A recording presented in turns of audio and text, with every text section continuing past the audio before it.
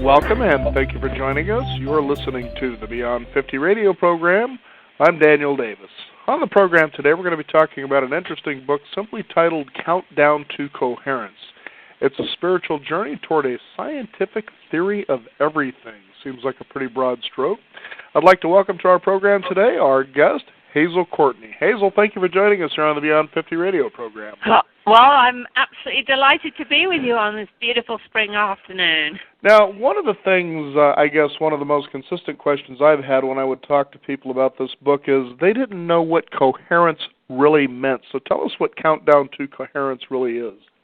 Okay, well, coherence, the dictionary definition is everything coming together as one. Mm-hmm. And so when I asked a particular scientist on my very long journey, which has gone on for nearly 12 years after a near-death experience, Bill Tiller, who's a great physicist in Arizona, I said to him, Bill, what is what you call God? And he said to me, he said, Hazel, in the beginning, everything, all levels of energy were one. In the beginning, everything was totally coherent, which is what God is. And he said in physics, we term coherence being as in phase. And so it's a very long story, but he basically said to me that humanity has decohered as far as it can get. And with what's going on in the world today, that doesn't surprise me a bit. So I said, well, where are we going from here, Bill? And this man has spent like 50 years studying consciousness and matter. And he said, the tide is about to turn. And he said, we're going to be heading home towards coherence. And when Bill said that, I thought, oh my God, there is the title to my book. And so consciousness itself is actually counting itself back towards oneness. Now, what does that mean for all of us exactly? Does that mean we're actually going to be achieving world peace, or we're going to be moving more toward balance and loving the neighbor? What exactly do we see going on? Well, it means that, another thing that I need to share with you is that what I've discovered is that true, do you know what I mean by the term enlightenment, an enlightened man or woman? Like these are spiritual men and women who can affect what we would term miracles in this reality. These kind of people, it turns out that the basis for what we term miracles in our normal three-dimensional world is that their brains are working in a synchronized fashion. It's known as total brain coherence. And it turns out that when we meditate, when we sit and find the space between our thoughts, an area in the center of our heads called the thalamus, which is linked to sight, touch, smell, in other words, the senses, begins to ramp up. And what happened to me was when I was in that highly coherent state 12 years ago, I became more telepathic. I was completely psychic. I could see our potential futures. I knew, my gut instantly told me what was a good thing to do and what wasn't a good thing to do. In other words, I woke up.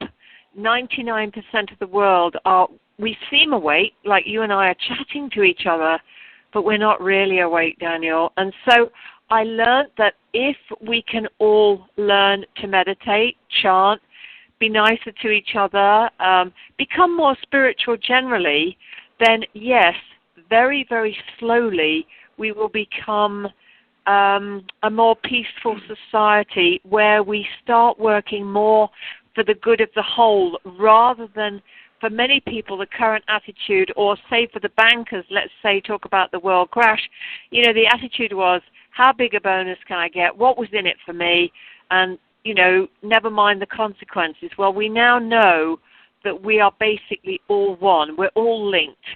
The radiation from Japan is going around the world, and the whole world economy kind of crashed. So what I'm trying to say is that once people start thinking more of the bigger picture rather than just our own little worlds, things will definitely get better.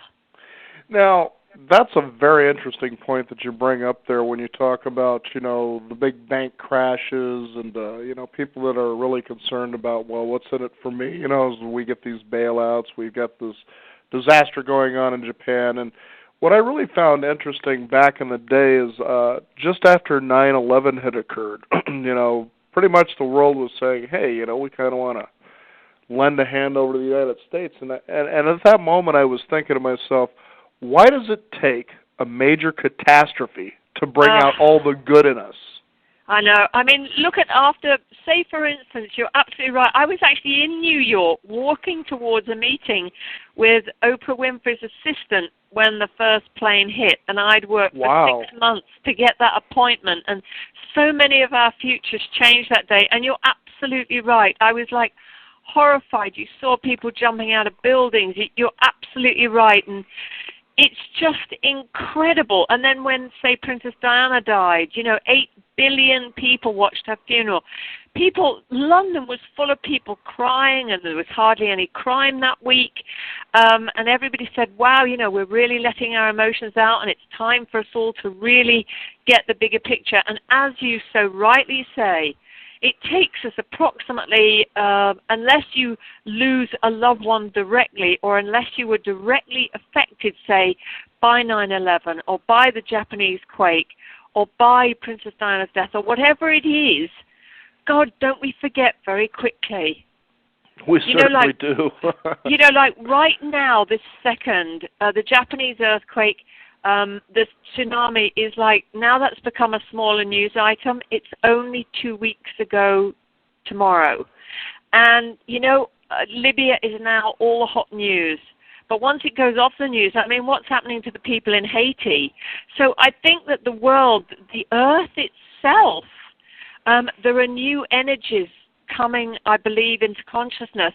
And it's like the earth is saying, okay, you guys, if you're not going to listen, the lessons are going to keep getting bigger and bigger and bigger until you do listen. And I think that the growth of spirituality and people thinking, okay, we're not doing terribly well.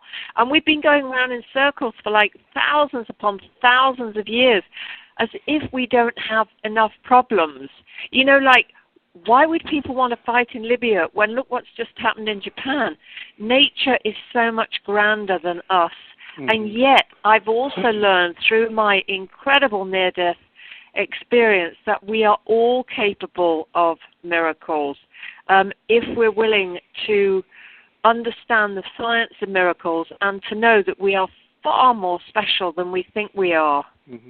I was just recently watching an episode of the original Twilight Zone, Rod Serling. And the episode I was watching had to do with a sister going back to her hometown. She's a big-time movie star. And she ended up getting a ring as a gift from somebody from the town, which was sort of looked like a mood ring. But in it, the first thing was her sister coming through on this ring saying, please come home, hurry, it's an emergency sort of a thing. So she made an effort to get there, and this was around like a Father's Day picnic that she was going to go and visit with her sister. And through this ring, she was beginning to get messages that simply said, try to divert these people from going to where they normally have the picnic to somewhere else. And basically she was getting a message that there's a plane crash, so she's going through the motions. She's there with her sister, and eventually it starts to get to a point where she's feeling, or her sister's beginning to feel that she's kind of a little crazy. She says, look, just tell everybody to meet, here at the gymnasium at 3 o'clock. I'm going to basically do a greet and sign sort of a thing. And her sister kind of looked at this whole situation as being selfish. Anyway, long story short, what happens is they keep flashing to her sitting next to her agent on the plane, and what had happened, in fact, is the plane crashed where they were going to have the picnic. Right. So it was actually her spirit that seemed real, that was there just spending time with her sister saying, we need to divert this. But that actually happens. Things like that actually do happen. Oh, all the time. But what physicist Bill Tiller has found is that, I don't know if you want me to just simply tell you a couple of bits of science that I've found. Because please do. During my near-death experience, when I moved from this world to another world, and I'm looking down on my body, and I was still me, I was still Hazel, and I was a field of information. So Bill Tiller explained to me, as have many other scientists, that consciousness comes first. So the point is that Bill has found that there is this, what he calls the electric atom molecule physical world, the world that you and I are sitting in now, our down-to-earth normal world. But what he's also discovered through his experiments is something that's never been previously known before in science, called the magnetic information wave level, that's outside of our space-time. But through certain sensitive people can couple with this other level. And that when you do this, your mind is outside of physical space-time, because you and I live in a time. You know, it's now 2 o'clock in the afternoon with you, or whatever it is, and I'm here and it's 5 in the afternoon or whatever. But once you get to a level of mind, there is no space-time. And it's really important for people to know that consciousness comes first. So, for instance, for anything to exist in this reality, it goes from information to energy to the actual event. And so Gary Schwartz, who's a professor of psychology at Arizona University, said to me, Hazel, first we see the lightning in a storm, then seconds later we hear the thunder, and then we feel the vibration. But the light, which is information, reaches us before the physical effect. And certain sensitive people pick up events before they're going to happen. There are now explanations for all such phenomena. And so this is how people saw 9/11. Dr. Rupert Sheldrake did great work. The number of people that dreamt about 9/11, drew 9/11, predicted 9/11. Big events create a larger shadow, forwards and backwards in time. And a lot of people find this whole time issue quite difficult to get their heads around. And the other thing that is very interesting that you mentioned earlier about an object like a ring, some people go to a sensitive like a medium and they perhaps hand them their watch or something like that. And the medium can sense information from objects. And that's because everything in this universe is made fundamentally from atoms. Like you're made of trillions of atoms, and atoms contain memory. So if you're very sensitive and you hold an object that someone's worn for a long time, what you do is you exchange energy and information with that object. And this is how people, they go to the pyramids and they touch a pyramid or Stonehenge and they can feel information. And that's because atoms contain information. And that's why when someone, say, receives someone else's heart or kidneys, and then months later they start displaying the symptoms of that person, which is incredibly common, you are receiving a field of information. And this is why they start picking up characteristics of the person whom donated the heart or the lungs or whatever it was. I mean, this is a fantastic subject. I mean, I was a journalist with the Sunday Times in London when this event happened to me, and I was a weekly alternative health columnist. And if anyone had told me that one day I would write about all this stuff, I would have said they were nuts. But after going through my experience and living through it, I was very lucky to be alive. It's amazing how much science is out there, that we do survive physical death, that we are all capable of miracles, how it's possible for us all to manifest not only objects but events into our lives, and a whole host of other related phenomena. There are explanations for pretty much all of it now. I completely agree with that. In fact, it's been really unusual, if you will, that a lot of this has been studied for, in some cases, centuries. Then science, especially in the 1940s through the 1960s, was getting into what would be considered the paranormal, the mind experiments with things such as what you were talking about, ESP, stuff like that.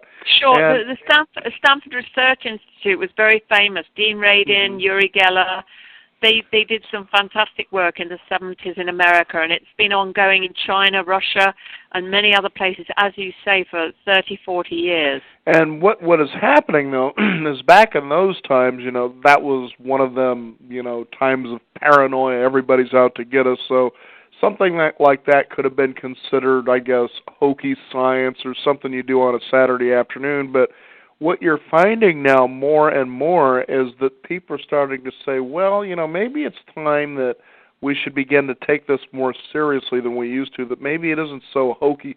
And it's funny because when you take a look at a lot of the scientists that get involved with, say, these kinds of studies, then you have what's called the main scientific body, so to speak. And that's the one we're supposed to place the most credibility on. But science is science really at any level, so to speak. It's just exploring phenomenon for the most part. I think you're right. And when you get books, there's a brilliant guy in America, a cell biologist called Bruce Lipton, who's had him on the program, and we're going to be having him back, actually. Well, will you tell him I'm a huge fan of his? Mm-hmm. But like his latest book, Spontaneous Evolution, utterly brilliant. And it really does explain to people that our minds create physical effects, and this is what Tiller and his team have shown. It's what people like Bruce Lipton have shown. And when you get fabulous programs like, there's a theoretical physicist based in New York called Michio Kaku, and he's got this fantastic book called The Physics of the Impossible. And when, someone like him says that now with atom smashers it is fundamentally possible in science to turn lead into gold, then all of this, previously New Age stuff was all called yah science. Right. Well, I'm sorry, it's not anymore. And whilst a lot of people will still call it yah science and snake oil and so on, it's because they haven't read the evidence. Yes, there are a huge bunch of pure orthodox scientists, the same as there is a huge bunch of really orthodox doctors who say, for instance, like I'm a health writer, and they say, oh, diet doesn't make any difference. But there's an awful lot of doctors that say 85% of most chronic degenerative illnesses could be healed or avoided if we would change our diet. So, there's a lot of scientists, cutting-edge scientists, and there's this debate, there's this huge sort of debate going on, and it's going to go on for the next 2 or 3 decades. But there's no doubt, Daniel, that we're going a long way fast. And so, whereas 10 years ago I lost my job because all of this, because it was considered so far out to claim what I was claiming. But when I was tested by scientists, and with the journey I've had now for 12 years, this stuff is very real. So when our financial systems start collapsing, when our world starts collapsing, when we're all at war and so on, people think, hey, if we're so bright, how come we can't live in peace and just sort of sort ourselves out? And that's when people start turning and looking for different answers. And so that's what I've tried to do with my 3 books. I've tried to tell them that they're so much more special than they think they are, and that we are all capable of far more than most people can even begin to imagine. I can't remember who you can attribute the quote to, but I remember this one I found interesting, that if we had lived up to our full potential, we would astound ourselves. If we would what, sorry? I said if we were to live to our fullest potential, we would astound ourselves. Oh, we would totally astound ourselves. They've all said that. I mean, if you imagine, when I was with people, I can't do any of these things really anymore now. I'm very grounded now, but for a time, for instance, I'd be sitting with a person and they would be speaking to me and telling me what they thought I wanted to hear, but what they were thinking was almost completely different to what they were actually saying. And so I saw the truth. Can you imagine if we could all do that, Daniel? Mm-hmm. Most of us say one thing, but we're thinking another. I was able to know the truth. And I was plugged into an ultimate supercomputer of consciousness, which is what I believe God is. And so anything I needed to know, in the moment I needed to know it, I knew. Mm-hmm. And so true masters of the selves are living half in this electric atom molecule world and half in this magnetic information world outside of time and space. And so they're literally walking between worlds. And we can all do this. Mm-hmm. And, so I would say to people, I know that some people will find this stuff far out. And I know that there are really good mediums, and I know there are very poor mediums. I know that there are great healers, and I know that there are not so great healers.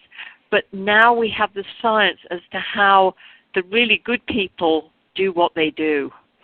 Now, as you were putting this book together, Countdown to Coherence, and you were interviewing with the scientists, I know that you were very selective about who you talk with, and respect to credibility, that they're the real deal, they're really rolling up their sleeves and doing the real work, as you alluded to earlier about, in the world of yah-yah science, there's a lot of hokey people out there. And in fact, being from Portland, Oregon, I remember when we first went to see the movie, What the Bleep Do We Know? And I thought, this is a fair enough movie because it's bringing something that can be complicated to the layman to give them an idea or an understanding of the kind of world we are of. And what's interesting about Portland is they certainly have enough of their hippies. And what I was gaining from the message, especially the general feeling, was these people felt that they can just sit around and everything that they ever intend is just going to happen with no effort. But the truth is, that doesn't work that way. No, it doesn't work that way. No, it doesn't, but that's the attitude that they seem to have. Oh, liking that movie and this, and I'm like, but you're just sitting here. You're not doing anything. Yeah, but as Bill Tiller said, we might be divine beings in a physical shell. We're all parts of God and all parts make the whole. But right now we're in this physical reality. So yes, spirit can and will help us, when we're working towards the good for everybody. But the point is we have to do our bit. So if I'm sitting here in my office and I want to magic up this most fantastic meal, unfortunately it's just not going to happen because I'm not a fully enlightened being. So therefore I have to go and get the food out the fridge and actually make that happen. So all of these people who are just sitting around waiting for stuff to manifest, yes, once you are truly becoming more coherent, amazing miracles happen. I mean, for instance, I'll just give you one miracle. But I'll give you the miracle first, then I'll tell you what most people should be doing. In other words, we have to play our part. But once you really get on this path, for instance, I really wanted to prove that there is life after physical death. And I happened to be going to a doctor's surgery that day to get some results on a blood test. So I'm sitting there in this waiting room, and this woman sitting opposite me, I've never met her before, never seen her in my life. She looks across at me, she said, "You're Hazel Courtney." And I went, whoa, who is this? Mm-hmm. And she said, "I've just finished reading your book, Divine Intervention," which told the story of what happened to me. And so I said, "Well, who are you?" She told me her name and so on. And then we started talking about life after death, and it turned out that she was a bit of a medium.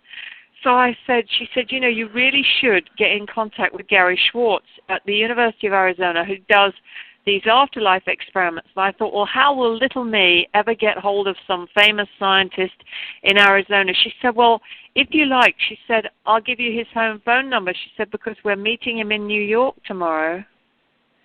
And that kind of just blew me away. And that's happened to me over and over and over again. Mm-hmm. So this is the spirit world, the universe, whatever you want to call it. They're kind of helping you along the way. But for me to get that evidence from Gary, I had to physically get on a plane, make an appointment, go see him, pay my air ticket, and so on and so forth. So if people expect to just sit around and not have to do anything to get everything they want, then they better think again. I agree with you, because there's a spiritual responsibility toward that reality. Sorry, I was just having a drink of water. You're absolutely right. We can create. We are creators. But, you know, if you want to bake a cake, you have to get the ingredients together first. So. And yeah, you've got to stir it, that's for sure. You know, back to the movie that I was talking about earlier, which is What the Bleep. There was a part of the movie where they were interviewing, or there was a Japanese scientist that talks about the knowledge of water. Yeah. Masaru Emoto. That's the name. Okay, I couldn't remember off the top of my head. And what was interesting while we were sitting there, my wife and I watching the movie, is as he was on there, I don't know why I said this, but I did. I said, we'll be meeting him soon. I just said that, you know. At the time, I was broadcasting a program out of Oregon Public Broadcasting, and as we were beginning to develop this show, there was a lady that was actually cutting her teeth there at OPB to become a co-host of this show. And it was within a couple of days after the movie, we started talking with her, and she says, yeah, tomorrow I've got this interview with this guy that's got a fascinating book about water. Huh. And my wife and I looked at each other, and I said, see, I told you. So the next day we went into the studio, and sure enough, there he was in person. You know? It blows you away, doesn't it? It does. And why I bring that story up is I remember as a kid just coming into this awareness when I was about 8 years old, where I would think something, and then all of a sudden it would materialize. And I remember I was talking with my brother about it, and he took a real arrogant, nasty approach to it. Well, then if you're so hard on intention, then why don't you intend for this to happen right now? And I said, it doesn't work that way. And I couldn't figure it out. And I've been actually a lucid dreamer myself for many years, since probably the age of 6. And the funny thing is, when you talk about going in between worlds, I believe that's an opportunity to develop that skill through dreaming, that they are separate realities. To give you an idea of what I mean by that is, for instance, how you can actually foresee a possible future in a dream. And this actually happened a few years back, actually several years back, as I was working part-time in a restaurant as a waiter. Just before I was going to work, I was taking a nap, had a dream about one particular server who was carrying her tray in such an interesting way that the food or the dishes fell off of the tray, and it was in a certain area of the restaurant where you're going into the kitchen. Interestingly enough, as I go to work, I'm there not even 15 minutes. Right in the area, she was taking care of a large party of about 14 people, was bringing their food out, and dropped all of their food not more than a few feet from where I had the dream that she actually dropped the dishes. Right, and that was the same afternoon. Right, well, first of all, about 95% of people that see a potential future event, or one that's becoming pretty much set in this reality. Do you remember I said earlier, first we see the lightning, then we hear the thunder, then we feel the vibration. Mm-hmm. The light, which is information, reaches us before the physical effects. So what happens is, if you happen to be sensitive, Professor Frederick Travis, he was amazing. He's at the Cognition and Consciousness Lab in Iowa. He has been hugely helpful to me in all of my books. And wait for it, I can actually explain what you were just saying. He said, EEG research suggests that in the moments between sleeping and waking, and in the moments between sleeping and dreaming, as the activity of the mind and body settles down, our consciousness, pass through a field of intelligence that is outside of time and space that administers all of life.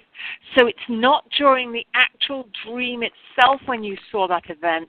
It was in between those moments of sleeping and waking. Do you see what I'm saying? I do, absolutely. And this is when that sentence, when he said that to me, it so blew me away, because there is a field of intelligence underlying all of life. And just before you go to sleep and just before you wake up, and in fact he says several times a night, we enter this underlying field of intelligence.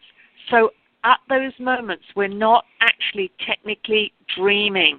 And there's just so much information I've come across in the 12 years since I had my experience, that has really, it's a jigsaw that's really coming together.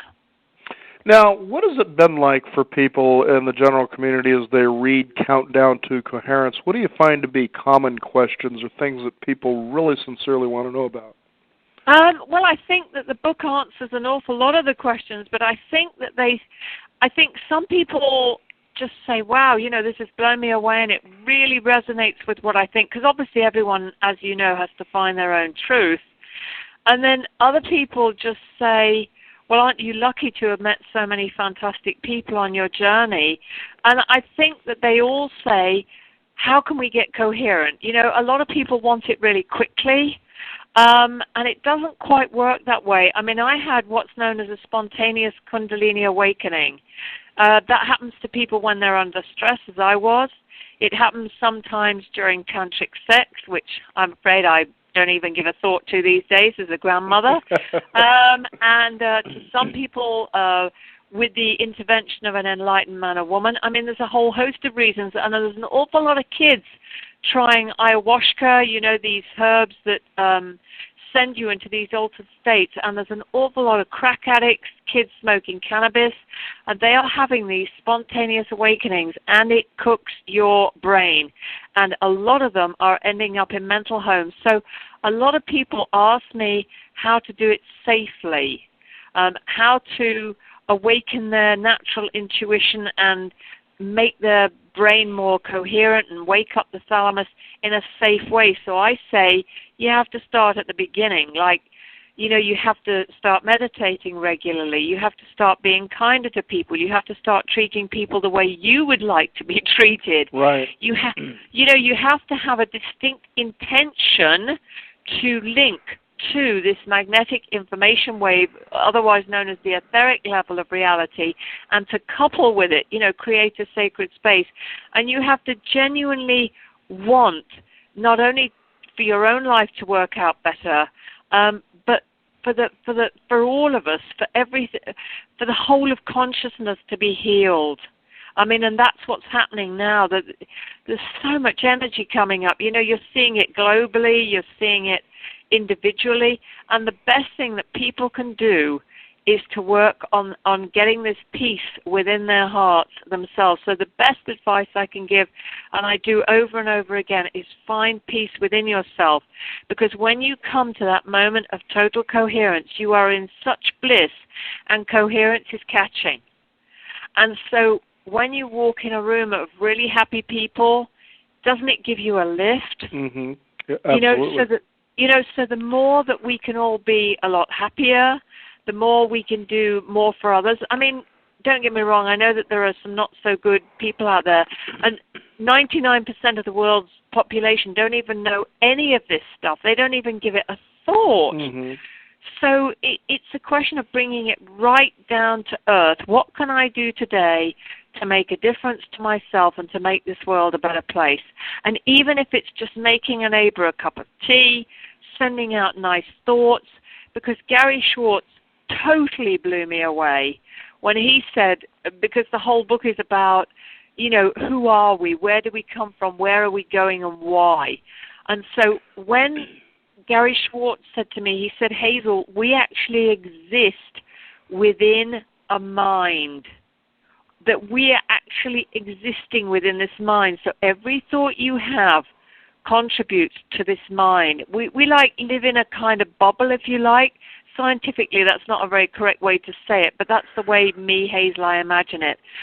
So every time, and the more consistent your thoughts and the more sustained your thoughts, the more they attach to your physical grid, to your country grid, to the world grid.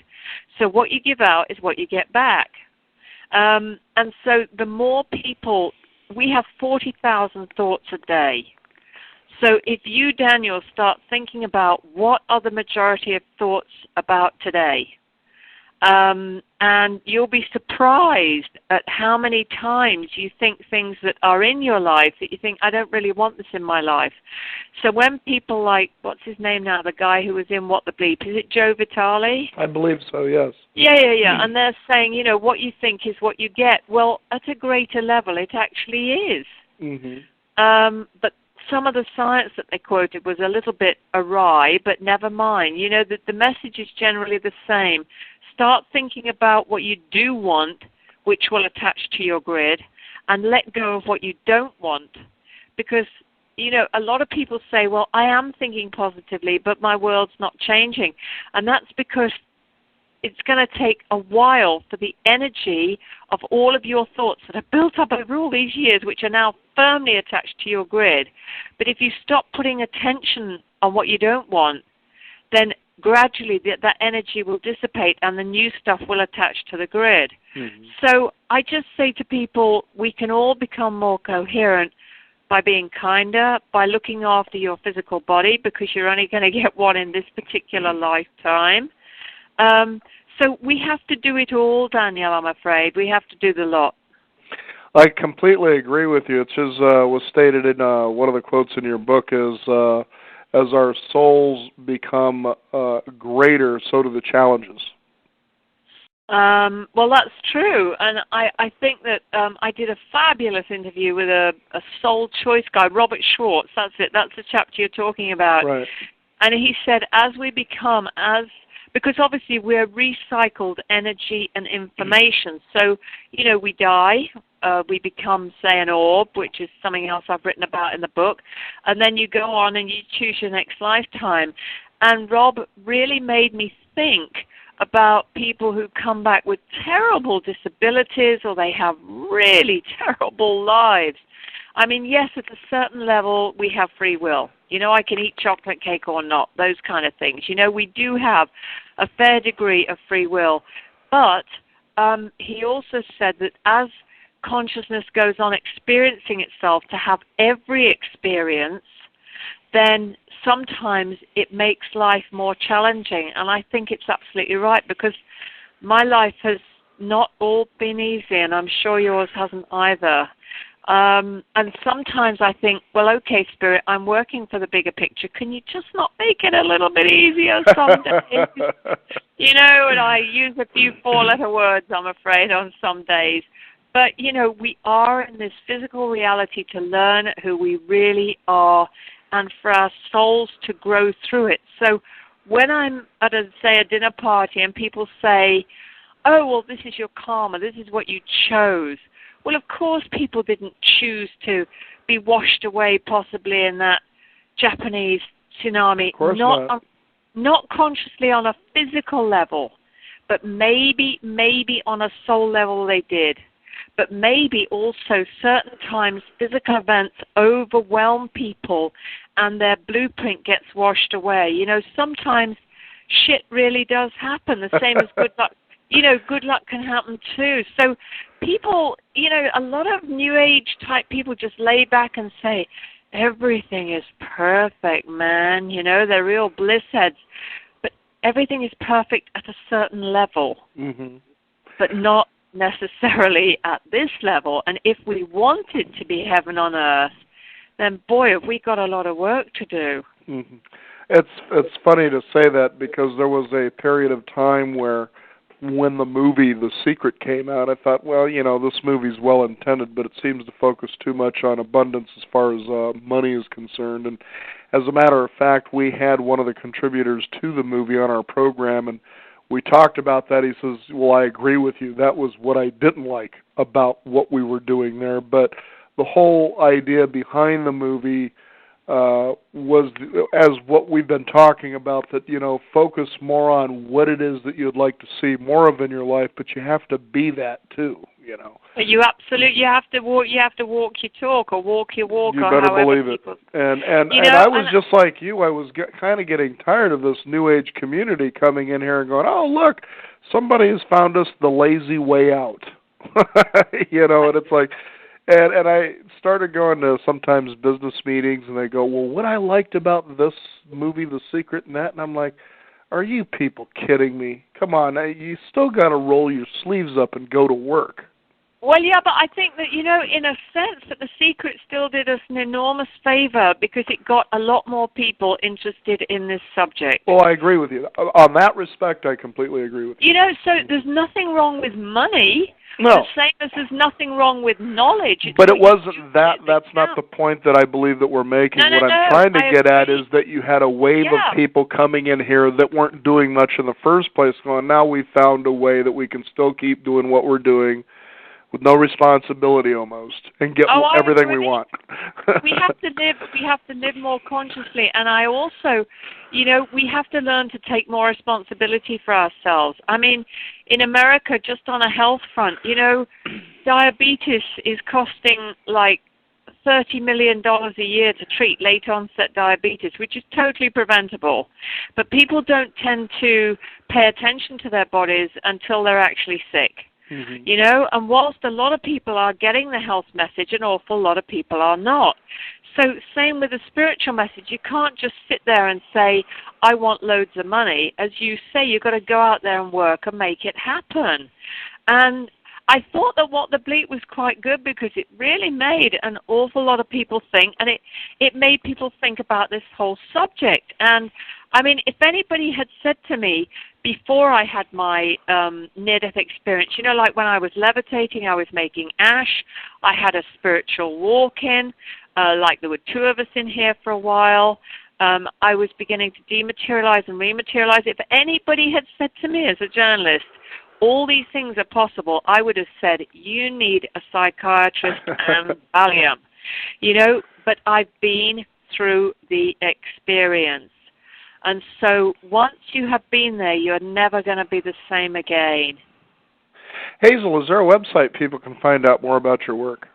Oh, sure. It's that's very kind of you. It's www.Hazel